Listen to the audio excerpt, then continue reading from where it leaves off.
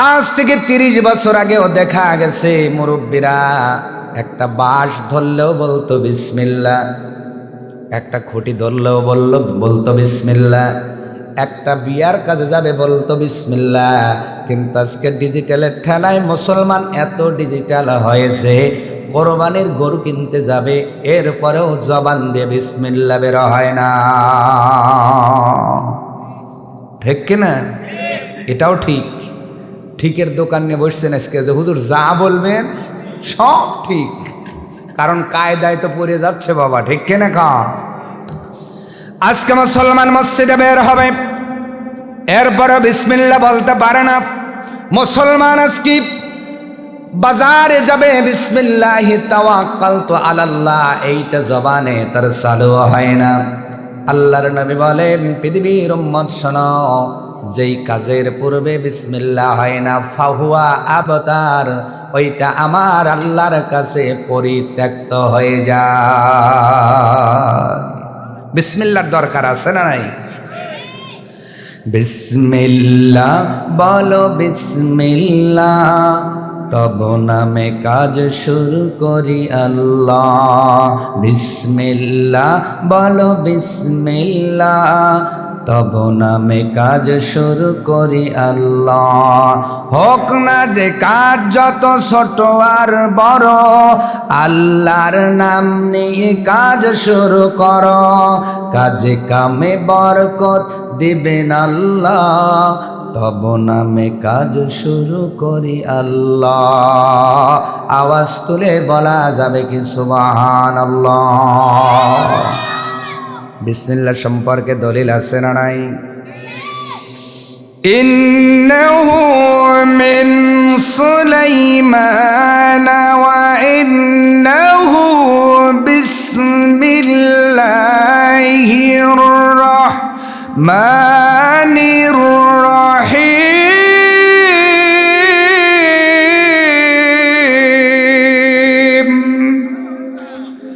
আল্লাহ রাব্বুল আলামিন সূরা নামলের 30 নম্বর আয়াতের মধ্যে বিসমিল্লাহর ব্যাপারে আয়াত নাজিল করে জানায় দিলেন, পৃথিবীর মানুষ শোনো, এই বিসমিল্লাহ কোরআনুল কারীমের একটি আয়াত, এমন একটি আয়াত যে আয়াত যদি কোনো মানুষ শুধু প্রত্যেকটা কাজের শুরুতে আমল করে, ওই কাজটা আমার আল্লাহর জিম্মাদারি হয়ে যায়।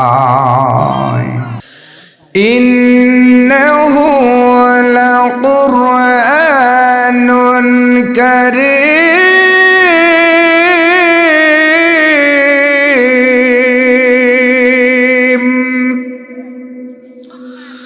আল্লাহ রাব্বুল আলামিন বলেন, এই কিতাবের নাম শুধু কোরআন নয়, কোরআনের পরে আল্লাহ একটা শব্দ দিলেন কারীম।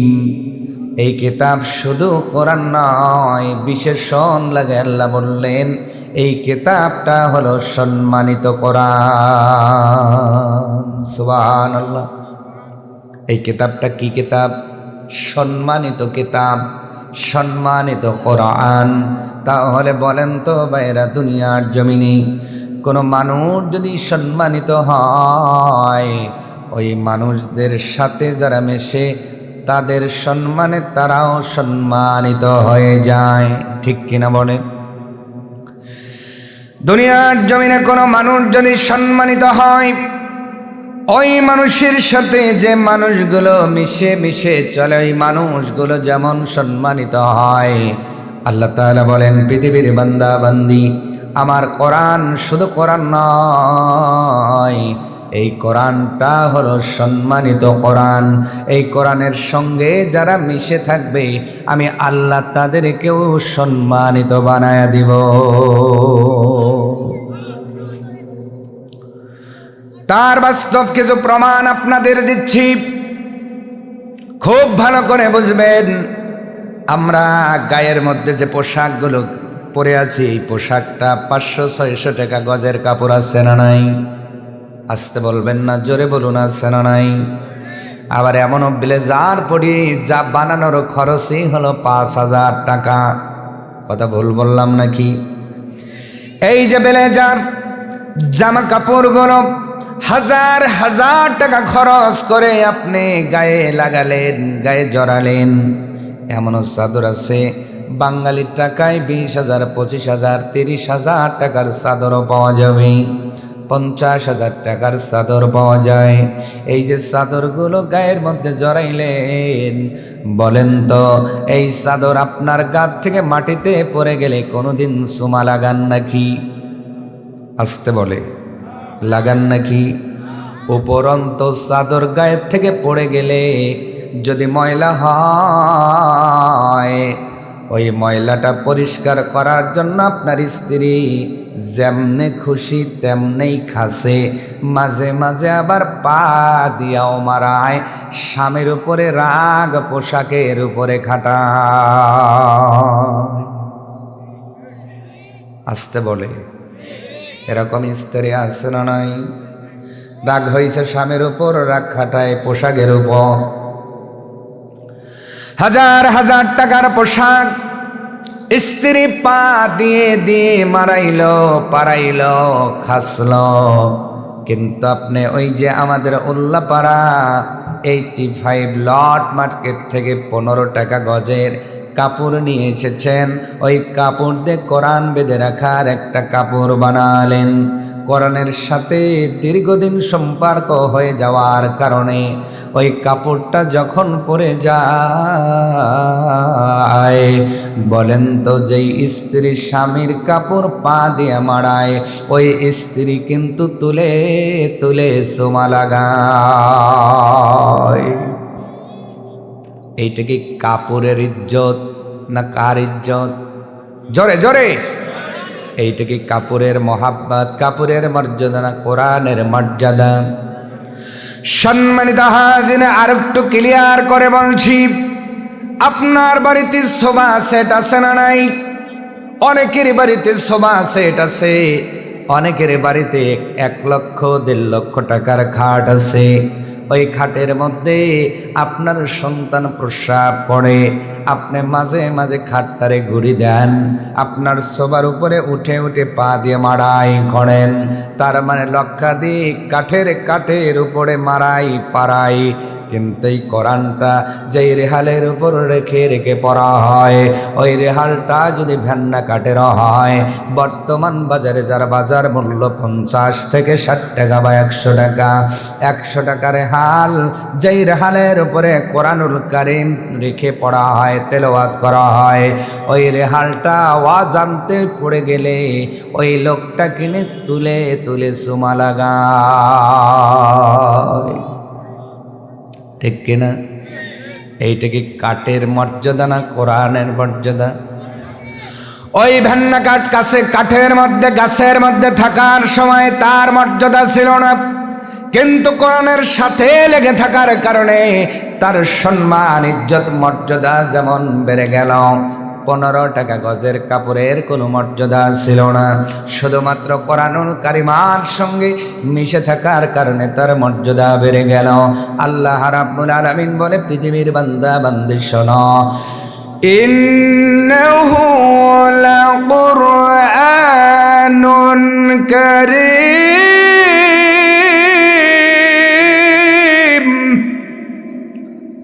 এটা হলো সম্মানিত কিতাব। সম্মানিত কিতাব বান্দারে, কাপড়টা অল্প দামি হলেও যেমন কোরআনের সাথে থাকার কারণে তার মর্যাদা বেড়ে গেল, কাঠটা অল্প দামি হওয়ার পরেও কোরআনের সাথে থাকার কারণে যেমন তার মর্যাদা বেড়ে গেল। পৃথিবীর জমিন যেই মানুষগুলো কোরআনের সাথে লেগে থাকবে, কোরআনওয়ালা হবে, কোরআনওয়ালা হবে, আমার আল্লাহ বলেন এই কোরআন তাদের সম্মান মর্যাদা বাড়ায়া দুনিয়ার জীবন থেকে জান্নাত পর্যন্ত পৌঁছায়া দেবে। আরো আসতে বলেন সুবহানাল্লাহ। জান্নাতে নিয়ে যাবে কোরআন, সুবহানাল্লাহ জোরে বলতে পারি না। এর চাইতে টিসিবির যদি 2 কেজি চাল দিত মারহাবা জোরে বলতাম, কিন্তু অধিকাংশ পরিবার টিসিবির চাউল খেতে পারে না, মুরগি খায়। কথা বলা লাগবে। অথচ কোরআন আপনাকে আমার জান্নাতে নিয়ে যাবে, আমি সুবহানাল্লাহ বলতে পারি না। এই তো মুসলমান, ও ঘোষগাতির মুসলমান। তার মানে কোরআনুল কারিমের সঙ্গে পৃথিবীর জমিনের যেই মানুষগুলো লেগে লেগে থাকবে, বসে বসে তেলাওয়াত করবে, আর এর মহাব্বত কলিজার মধ্যে ধারণ করবে, আর জীবনে বাস্তবায়ন করবে, এই কোরআন তাদের ইজ্জত সম্মান বাড়ায়া দুনিয়ার জীবন থেকে জান্নাত পর্যন্ত তাদের নিয়ে যাবে। সেই কাতারে আমরা থাকতে চাই কি চাই না? আসতে বলেন কেন, চাই কি চাই না? আমার ভাইয়েরা, তাহলে কোরআন আমাদের সম্মান বাড়াবে তখন, কোরআনুল কারীমকে সম্মান করব যখন। সম্মান করার অর্থ হলো মেনে চলা। জোরে বলেন, সম্মান করার অর্থ কি? চলা, মেনে চলা। আর একটা উদাহরণ দিলে ভালো বুঝবেন। আপনার বাবাকে আপনি সম্মান করবেন তখন, বাবার হুকুমগুলো মানবেন যখন। ঠিক কিনা? বাবা যদি বলে বাবা বাজারে যাওয়ার, আপনি যদি গাড় তেরা করে বলেন পারবো না, তুমি যাও, তাহলে কি সম্মান দেখানো হলো? কথা বলে না, হলো? তার মানে সম্মান দেখানো হয় তখন, মান্য করে চলা হয় যখন। এই যাই বসে থাকো কিন্তু কথা বলো না সোনারা, ঠিক আছে? আমার ভাইয়েরা, তার মানে কোরআন যদি আমি মেনে চলি, কোরআনের প্রতি সম্মান প্রদর্শন হবে। কিন্তু কোরআনের পক্ষে স্লোগান দিলাম, কিন্তু কোরআনের আমলগুলো মেনে চললাম না। কোরআন বলে ডাইনে, আমি চলি বাই। কোরআন বলে নামাজ পড়ো, নামাজ কায়েম করো, আমি নামাজ কায়েম করলাম না। কোরআন বলে জাকাত দাও, আমি জাকাত দিতে পারলাম না।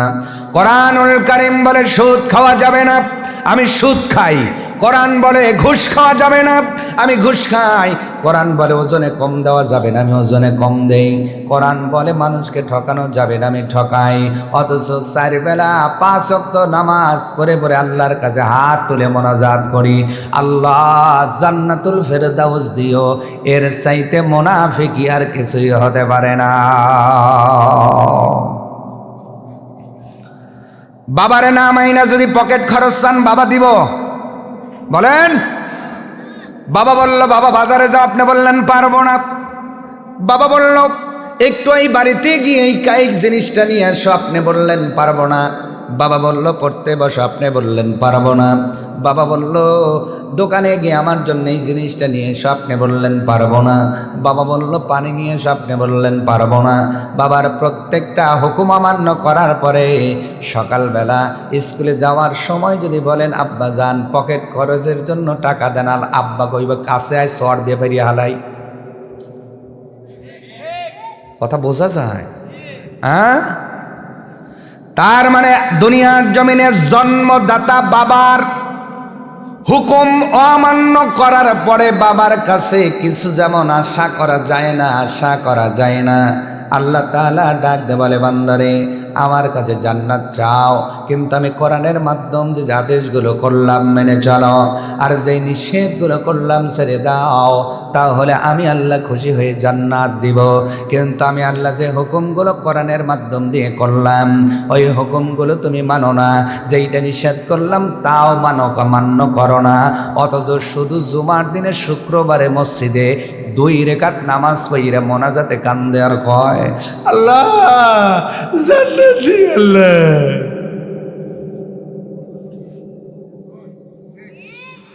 ঠিকটাও তো ঠিকের মতো বলতে পারতেছেন না। কি সমস্যা? ভিতরে সমস্যা আছে? আছে না নাই? আছে না নাই? নাই এমন নাই? তাহলে তো আপনারা আল্লাহর ওলি। সুবহানাল্লাহ কহ। ঘোষঘাতের মানুষ তো সবাই তাহলে আল্লাহর ওলি এমন নাই? তা আমার এলাকায় আছে উদুনিয়া নামাজ পড়াই তো বড় মসজিদ, জহর আসরে খবর নাই, জুমার দিনে এমন ঠেলা দেয়। কিছু মসজিদে তো জুমার দিনে ঠেলায় মসজিদ দোতলা হয়ে গেছে। মসজিদ কি শুধু জুমার নামাজ পড়ার জন্য না 5 ওয়াক্ত পড়ার জন্য? জোরে বলেন। অথচ 5 ওয়াক্ত খবর নাই, জুমার দিনে মসজিদ বোঝাই, তারপরে কাদারকে স্টাইল দেখবেন জর্জর করে চোখের পানি ফেলাইয়া অনুনয় বিনুনয় করে কাঁদবে, আল্লাহ আইছিলাম কিন্তু তুমি দেখো জান্নাতটা রেস্টারি রাখো। আল্লাহ কয় কবরে এসে দেখ বাটাম রেডি আছে। কথা কয় না। এই জন্য কোরআনুল কারীমের পক্ষে থাকার দরকার আছে না নাই? কোরআনের প্রতি সম্মান প্রদর্শন করার দরকার আছে না নাই? কোরআন যেমন সম্মানিত, কোরআনকে যারা সম্মান দিবে কোরআন তাদেরকেও সম্মানিত বানাবে। আবার এই কোরআনের সাথে যারা বেয়াদবি করবে, আবু জেহেল আবু লাহাবের মতো, তাদেরকে কোরআনের মাধ্যম দিয়ে আমার আল্লাহ বেইজ্জতি করবে কি করবে না? আমার ভাইয়েরা, একটা উদাহরণ দেই। একজন আল্লাহর একজন ওলি বান্দা হয়েছিলেন, কিন্তু তার অতীত ইতিহাসটা ভালো ছিল না। উনি শরাব পান করতেন, মদ পান করতেন। শুধুমাত্র আল্লাহর কোরআনুল কারীমের একটি মাত্র আয়াত, বিসমিল্লাহির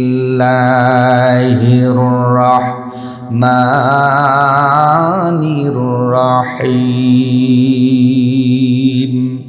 এই আয়াতটাকে সম্মান দেওয়ার কারণে, ইজ্জত দেওয়ার কারণে আমার আল্লাহ শরাবখোর থেকে আল্লাহ তাকে ওলি বানায়া নিয়েছে।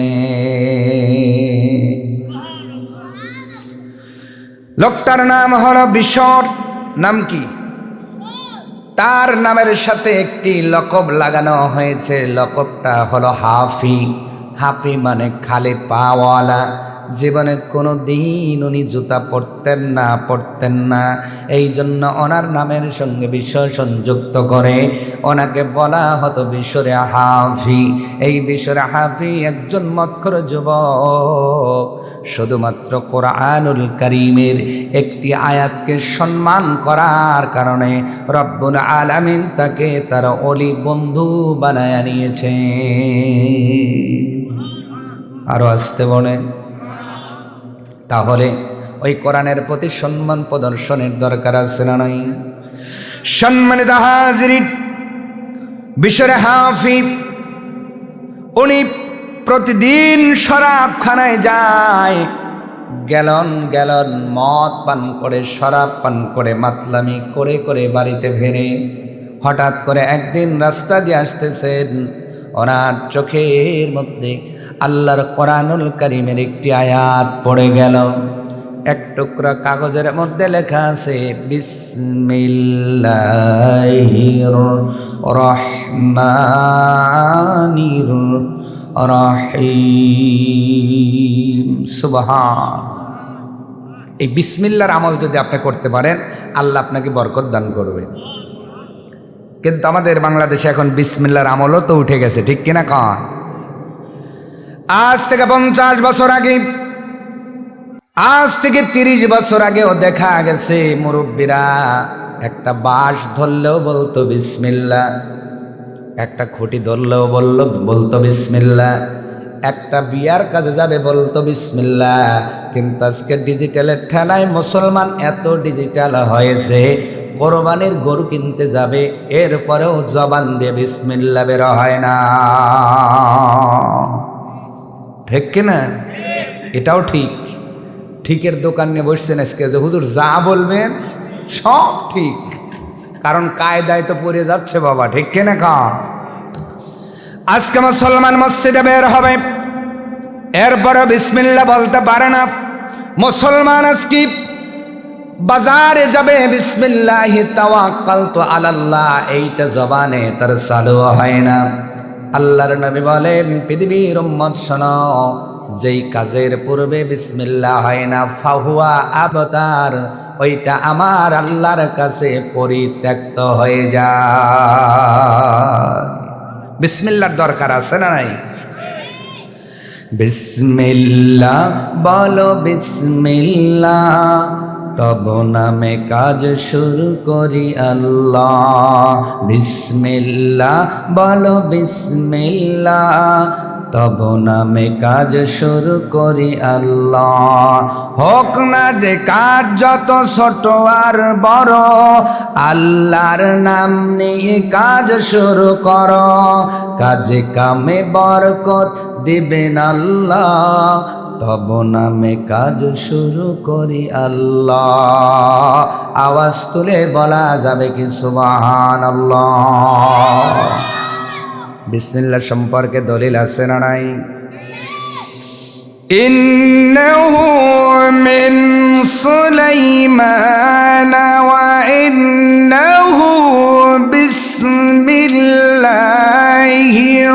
রাহমানির রাহিম।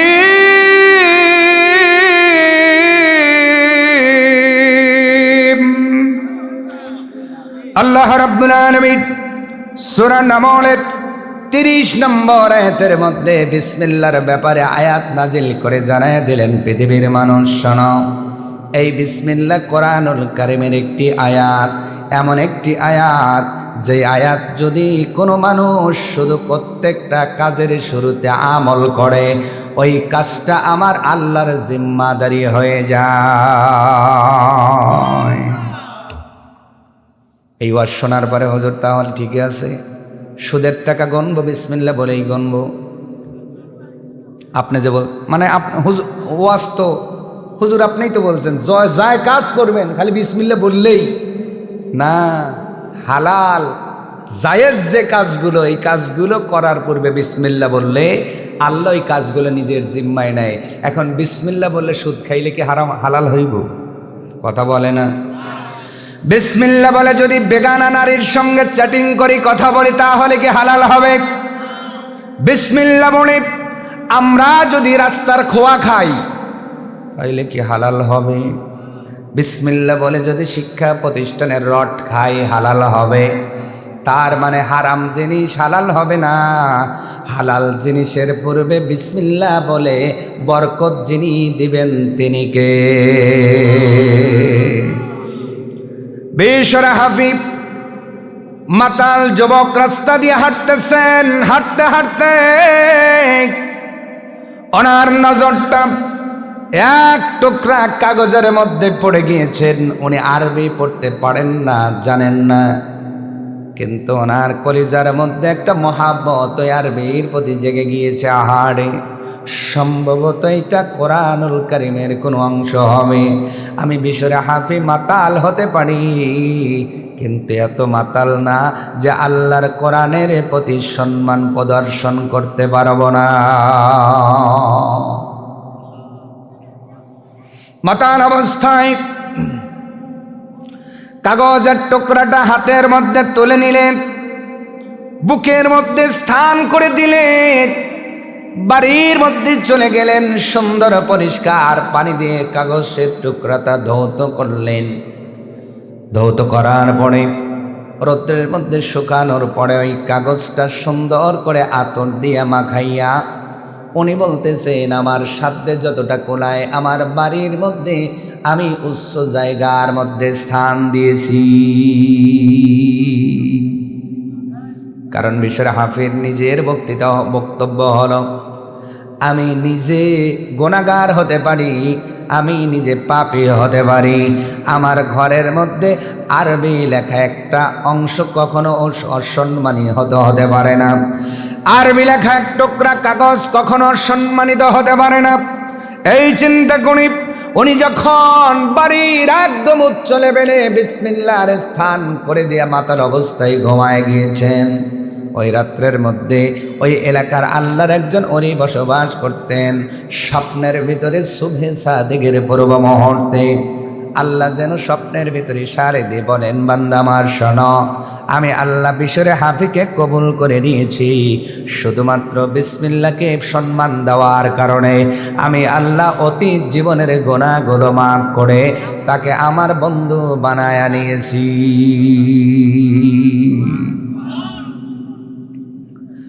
আল্লাহর ওলি ঘুম ভেঙে গেল। উনি চিন্তা করলেন, আমি মনে হয় ভুল দেখলাম, যেই মানুষটার ব্যাপারে আমার মেসেজ দেওয়া হয় আমি ভালো করে জানি দিনের মধ্যে 3 বেলা মদ খেয়ে পড়ে থাকে। আর এই যুবকের ব্যাপারে আমাকে মেসেজ দেওয়া হলো, উনি আবার ঘুমায় গেলেন। দ্বিতীয়বার আবার ওনাকে একই স্বপ্ন দেখানো হয়, আবার উনি ঘুমায় গেলেন। তৃতীয়বার যখন স্বপ্ন দেখানো হয় তিনি বুঝতে পেরেছেন এটা কোনোদিন ভুল হতে পারে না, আমার আল্লাহ বুঝি বিশ্বরকে ক্ষমা করে দিয়েছে। ক্ষমা করার মালিককে বলে, আসতে বলে, গাফিরিজ যামবি ওয়া কাবিলিত তাওবি শাদীদিল ইকাবি জিত তাওয়াল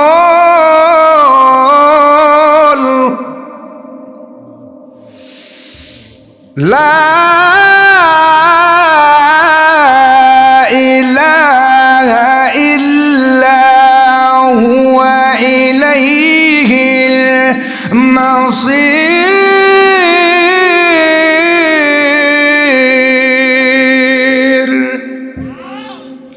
আল্লাহ রাব্বুল আলামিন সূরাতুল মুমিন, এই সূরার আরেকটা নাম আছে সূরা গাফির। এই সূরার 3 নম্বর আয়াতের মধ্যে আল্লাহ তাআলা নিজের কয়েকটা গুণাগুণ বর্ণনা করলেন। তার ভিতরে 1 নম্বর হলো গাফিরিজ জামবি, আল্লাহ তাআলাই গুনাহ ক্ষমা করনেওয়ালা, সুবহানাল্লাহ। ওয়া কাবিলিত তাওবা, আল্লাহই তওবা কবুলকারী, সুবহানাল্লাহ। সুবহানাল্লাহ আসতে বলে। কত গুনাহগারকে আল্লাহ ক্ষমা করে ওলি বানাইছেন। আপনি কি গুনাহ করেছেন? লা তাহজান, হতাশ না হয়ে শুধু তওবার মতো তওবা করুন, আল্লাহ আপনাকে ক্ষমা করে দিবেন। কিন্তু তওবার পরে ওই গুনার দিকে আর ফিরে যাওয়া যাবে। এরপর আল্লাহ রাব্বুল আলামিন বলেন শাদীদিল ইকাব,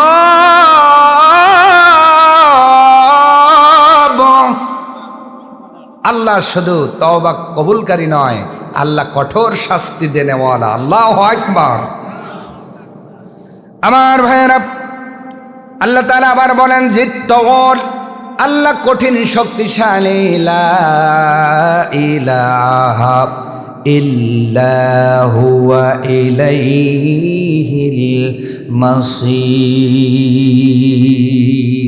আল্লাহ তাআলা বলেন যেই আল্লাহর এতগুলো গুণাগুণ বর্ণনা করা হলো, ওই আল্লাহ ছাড়া কোনো ইলাহ নাই এবং তার দিকেই আমাদের ফিরে যেতে। কি ভাই ফিরবেন না? আসতে বলে, ফিরবেন কি না? ফিরবেন, ফিরে যেতে হবে ভাইয়েরা। পৃথিবীতে কত শক্তিশালী মানুষ এসেছিল, তাদের নামগন্ধ আছে নাকি বলেন? আমাদের এখন আমরা এখানে যারাই আছি আগামী 100 বছর পরে থাকবো নাকি? থাকবো। অতএব ফিরে যেতে হবে কার দিকে? কার দিকে? তাহলে ফিরে যদি যেতে হয়, ধরা যদি পড়তে হয়, ধরা পড়ার আগে তওবা করে ভালো হওয়ার দরকার আছে না নাই? সোজা কথা, সোজা কথা। ভালো হলে আল্লাহ মাফ করে দিবেন, খারাপ হলে শাদীদিল ইকাব, কঠিন আযাবে গ্রেফতার যিনি করবেন তিনি কে? বিশ্বরাহাতের ব্যাপার আল্লাহর ওলিকে স্বপ্নের মধ্যে মেসেজ দেওয়া হচ্ছে, ও আল্লাহর ওলি, আল্লাহ রাব্বুল আলামিন তার জীবনের গুনাহগুলো মাফ করে দিয়েছেন গাফিরিজ জামবি, গুনাহ মাফ করনেওয়ালা হিসেবে। এবার আল্লাহর ওলি চিন্তার মধ্যে পড়ে গেলেন। উনি আর দেরি করলেন না, ফজরের নামাজ আদায় করে বিশরের খবর নেওয়ার জন্য বাড়িতে চলে গেলেন। বাড়ির দরজার মধ্যে ডাক দে বলে, এ বিশর। পাড়া প্রতিবেশীগুলো ডাক দে বলেন, বিশরের খবর নেন। এই সময় তো বিশর বাড়িতে থাকে না, শরাবখানার মধ্যে চলে গিয়েছেন। হুজুর আর দেরি করেন নাই, উনি শরাবখানার দিকে রওনা করেছেন। বলেন তো ভাইয়েরা, একটা হুজুর মানুষ যদি মদের বারের দিকে যায়, মানুষগুলো ভালো নজরে তাকায় না খারাপ নজরে তাকায়? আসতে বলে। কিন্তু আল্লাহর মেসেজ পৌঁছাতে হবে। মানুষগুলো ডাকতে বলছেন, হুজুর আপনার মতো ভালো মানুষ শরাবখানার দিকে কেন যাচ্ছেন? উনি ডাকতে বলে, এলাকার মানুষ, আজকে বিশরের খফা কপাল আমার আল্লাহ খুলে দিয়েছে। খবরটা দেওয়ার জন্য যাই, উনি দরজার মধ্যে চলে গেলেন। বিশরের কিছু বন্ধু বান্ধব পেলেন, ডাক দিয়ে বললেন, ও বিশরের বন্ধুরা, বিশরকে একটু ডাক দিয়ে নিয়ে আসো।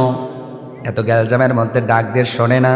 হুজুর ডাক দিয়ে বললেন, বিশরের বন্ধুর একটা মেসেজ বিশরের কানের মধ্যে, তোর সঙ্গে একটা আলেম, একটা হুজুর দেখা করার জন্য এসেছে। বিশর হাফি খবর শোনার পরে কলিজার মধ্যে লাফ দিয়ে উঠছে। উনি চিন্তা করলেন, এতদিন পর্যন্ত আমার সাথে মত করেরা দেখা করতে এসেছে, মাতালরা দেখা করতে এসেছে, আমার সাথে সুদখোর ঘুষখোর অন্যায়কারীরা দেখা করতে এসেছে, আজকে আমার সাথে আলেম দেখা করতে এসেছে। বলেন তো ভাইরা, লোক যতই খারাপ হোক, আলেম দেখলেন মনের মধ্যে, কলিজার মধ্যে দরদ উতলে ওঠে কি ওঠে না? ওঠে না তাদের যারা অ্যাকচুয়ালি মানুষই না, ঠিক কিনা কন? এছাড়া একজন মাতালও যদি হুজুরকে দেখে সালাম দেয়, ঠিক কিনা? উনি এবার ধীরে ধীরে আসলেন। হুজুর ব্যাপার কি? আমার কাছে আসছেন? কয় হ্যাঁ, আল্লাহ তোমার জন্য মেসেজ পাঠাইছে। আরো আসতে বলেন, আরো জোরে বলেন। চিঠিটা পাঠাইছেন কে? চিঠিটা পাঠাইছেন কে? আল্লাহ। হ্যাঁ, বিশরে হাফি বলে আল্লাহ পাঠাইছেন? বলে হ্যাঁ, আল্লাহ তোমাকে মেসেজ করেছে, চিঠি করেছে আমার মাধ্যম দিয়া। বিশরে হাফি বললেন, এই চিঠি অবশ্যই শাস্তির। হুজুর বলে না, শাস্তির না, শান্তির। আরো আসতে বলে, শাস্তির না, শান্তির। হুজুর বলেন কি? অবিশর, গত রাত্রিতে কি আমল করেছ? বলে কিছুই করি নাই, একটুকু আরবি লেখা কাগজটার তুলে বুকে স্থান দিয়া সুন্দর করে ধুয়ে মুছে আতর দিয়ে আমার বাড়ির উপরে রেখে দিছি। আমার আল্লাহ, হুজুর বলতেছে, অবিশর, শুধু ওই কুটুকরাটাকে সম্মান দেওয়ার কারণে অতীত জীবনের গোলা আল্লাহ মাফ করে তোমারেও সম্মানিত বানাইছে। বিশর, তুমি বলো কোন পথে চলতে চাও? বিশর ডাক দে বলেন, বন্ধুরা বিদায় দাও, বিদায় দাও, আর দেখা হবে না। বিশর রে কেন দেখা হবে না? বিশর ডাক দে বলছেন, ও বন্ধুরা, তোমাদের সাথে এতদিন থেকে মদ করে শরাব করে হয়েছিলাম, আজকে আমার আল্লাহ ডাক দিয়েছে, ওই ডাকে আমি সাড়া না দিয়ে পারবো না। বিদায় দে বন্ধুরা, দেখা হবে হাসরের ময়দানে, যদি তোমরাও আমার মতো তওবা করে ফিরে আসতে পারো। সুবহানাল্লাহ। তাহলে বিশরের মতো আমরাও যদি কোরআনুল কারীমকে সম্মানিত করতে পারি, আমাদের যিনি সম্মানিত করবেন তিনি কে? আসতে বলে, তিনি কে?